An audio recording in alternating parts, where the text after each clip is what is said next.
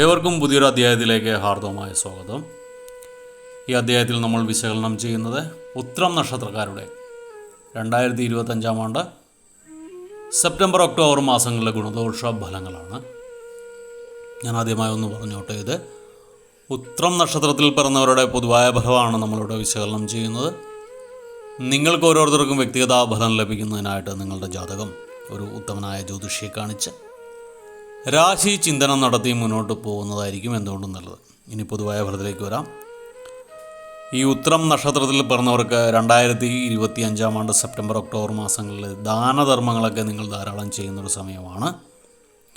എന്നാൽ നിങ്ങൾ അനാവശ്യ ചിന്തകളൊക്കെ നിങ്ങളുടെ മനസ്സിനെ സദാ അലട്ടിക്കൊണ്ടിരിക്കും. അനാവശ്യ ചിന്തകൾ നിങ്ങളുടെ മനസ്സിനെ പിടികൂടും.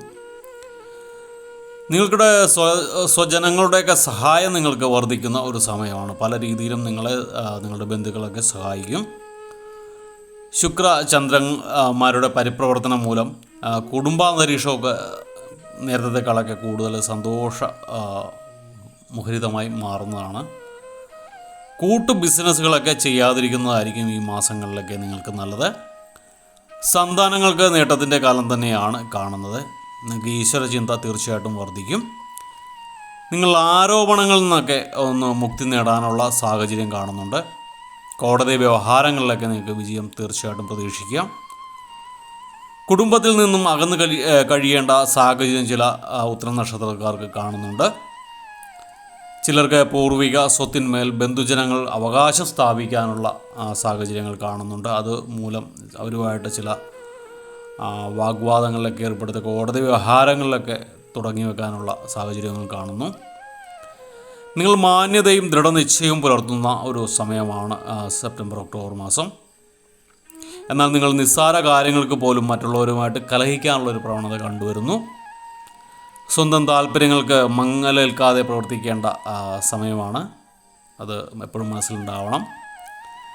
ഇതിലെടുത്തു പറയേണ്ട 1, 4, 9, 13, 17, 23, 29 എന്നീ തീയതികൾ ശുഭകരമായിട്ട് കാണുന്നില്ല. ഈ സമയങ്ങളിൽ യാത്ര പോവുക, ശുഭ കാര്യങ്ങൾ ചെയ്തു വെക്കുക, തുടങ്ങി വെക്കുക, വിദ്യാരംഭം കുറിക്കുക ഒക്കെ ചെയ്യുന്നത് ഗുണകരമല്ല. ഈ ദിവസങ്ങളിലൊക്കെ നോക്കി മാത്രമേ ശുഭകാര്യങ്ങൾക്ക് ഇത് നല്ലൊരു ജ്യോത്സ്യനെ കണ്ട് ശുഭകാര്യങ്ങൾക്കുള്ള തീയതി നിശ്ചയിക്കാവൂ. അതല്ലാതെ എടുക്കുന്ന പെട്ടെന്നുള്ള തീരുമാനങ്ങളിൽ ഈ തീയതികളൊക്കെ ഒന്ന് നോട്ട് ചെയ്തിട്ട് അത് മാറ്റിയിട്ട് മുന്നോട്ട് പോകുന്നതായിരിക്കും ഗുണകരം.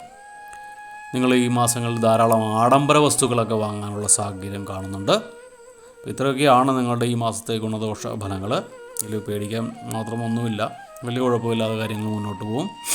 ഇപ്പോൾ നിലവിലുള്ള ഗുണഫലങ്ങളുടെ മാറ്റ് വർദ്ധിക്കാനും ദോഷഫലങ്ങളുടെ കാഠിന്യം കുറയ്ക്കാനുമായിട്ട് നിങ്ങൾ വെള്ളിയാഴ്ചകളിലൊക്കെ ഗണപതി ക്ഷേത്രം ദർശിച്ചിട്ട് ഭഗവാന്റെ ചരണങ്ങളിൽ അഭയം പ്രാപിക്കുക.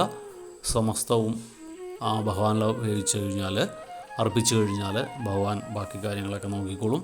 അപ്പോൾ എല്ലാവർക്കും ഭഗവാന്റെ കാരുണ്യത്താൽ നല്ലൊരു സമയമുണ്ടാകട്ടെ, വിഘ്നേശ്വര ഭഗവാന്റെ കാരുണ്യത്താൽ നല്ലൊരു സമയമുണ്ടാകട്ടെ എന്ന് ആശംസിച്ചുകൊണ്ട് പ്രാർത്ഥിച്ചുകൊണ്ട് നിർത്തുന്നു. വീഡിയോ ഇഷ്ടപ്പെട്ടാൽ ലൈക്ക് ചെയ്യുക.